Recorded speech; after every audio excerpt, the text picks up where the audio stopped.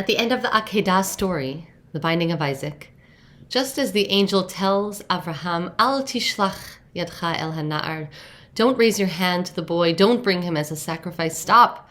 And then the text says that Avraham lifted up his eyes, vehine ayil, and behold, a ram. Avraham sees a ram caught in the thicket, and of course, as you know, he brings that as an offering to God instead. According to Pirkei Avot, there were 10 things that were created bein hashmashot during the time at the very end of the 6th day of creation. These were miraculous things that God created at the very end. Miraculous things like the staff of Moshe or the manna that fed the people in the wilderness. And one of the items on that list is Elo shel Avraham Avinu, the ram of Abraham. These other items are miracles or aberrations of nature. The ram was just a ram. So what was so unusual or extraordinary about this ram? Rabbi Neil Levinger writes, what if the miracle weren't in the ram? The miracle was in Avraham.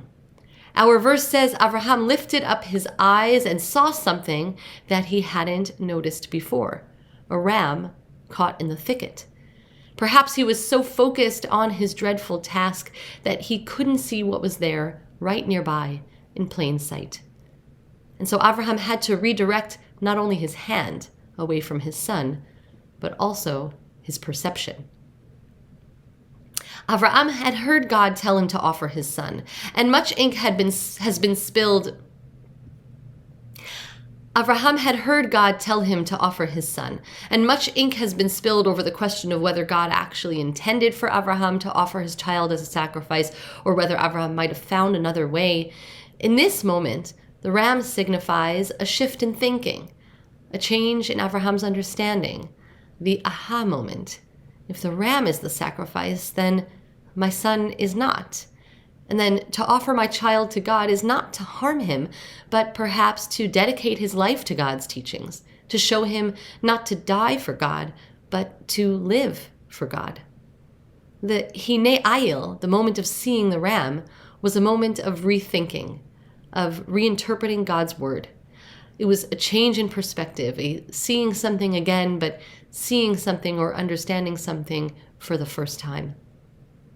Over the past weeks and months, one thing that I love to witness is when our Shaar members come into the synagogue for the first time in a very long time. They take a moment, they look around, they take it all in. They're in a space that they've seen many, many times before, but they're seeing it anew. There's a change in perspective, a shift in thinking, and I see it happening right before my eyes. And the memories come flooding back, even simple memories. One girl came in for her bat mitzvah lesson. We had been learning on Zoom all of these many months, and she's now coming up to her big day, and she came for her first in-person lesson in these weeks leading up to her bat mitzvah. And so I walked into the building with her, and she stopped short. We were downstairs, and she looked at one of our large social halls, and she said, "Noodles." "Noodles?" "Yes, on Rosh Hashanah," she said, "I always walk down those steps and I go into this room and they always feed us those delicious noodles." And it's true, Tanya's noodles are a favorite in our family too. And after the family service on Rosh Hashanah, we always have a nice kids kiddush, as we call it, to keep the kids well fed through the long morning. And she was seeing the synagogue and suddenly seeing her memories again, but in a new way, as a mature bat mitzvah girl, looking back on her childhood memories in our synagogue. It was beautiful.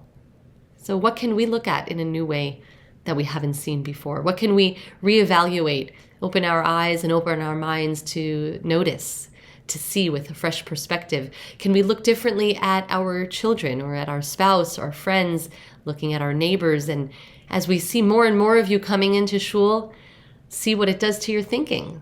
See how it affects your memories, your feelings. I'm really looking forward to seeing you soon, and I wish you a Shabbat Shalom. I would like to share with you one of my favorite Shabbat songs called Deror Yikra. Deror Yikra was written by Dunash Halevi ben Lavrat. Before I share it with you, I want to just give you a little bit of a background about the author, about Dunash, because he had an incredible influence on not only medieval poetry, but on the entire Hebrew language as well. And Dunash is credited with being the founder of Andalusian Hebrew poetry. He was the first who introduced Arabic meter into Hebrew poetry. And traditional Arabic poetry was built on patterns of long and short syllables. And Dunash's innovation came in drawing a parallel between the CHESHVAN Chataf and the Arabic short vowels. So he created, in essence, a new Hebrew meter, and this meter formed the basis for all subsequent medieval Hebrew poetry. And at the time, however, Dunash opened himself up to severe criticism.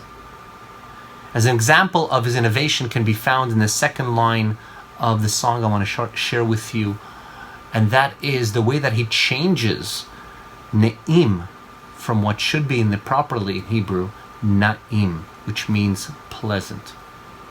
In his book, he was the first Hebrew grammarian to distinguish between transitive and intransitive verbs.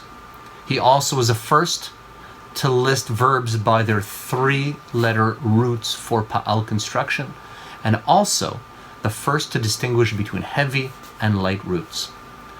The debates between Dunash and others were finally decided, however, centuries after his death, by Rabbeinu Tam, who was the grandson of Rashi. And he attempted to judge between the two schools of thought. It was also attempted to be resolved by Rabbi Joseph Kimchi, father of the noted Rabbi David Kimchi, the Radak, who supported Dunash's positions. Nevertheless, many of the issues raised by Dunash have yet to be resolved today. And Dunash is remembered as a poet and a grammarian who uncovered many of the major challenges of Hebrew grammar. Teror Yikra.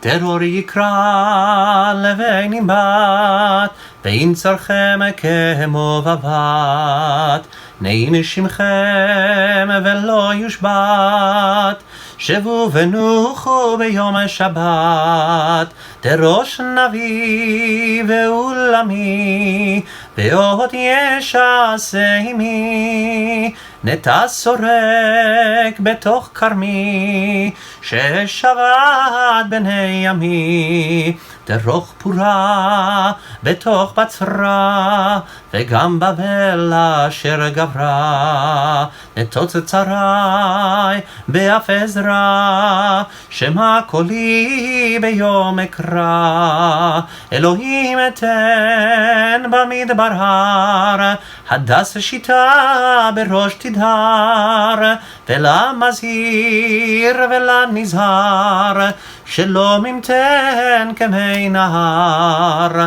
הדוח כמי אל קנה, במוג לבב ובמגינה, ונרחיב פן מעלנה, לשוננו לחרינה,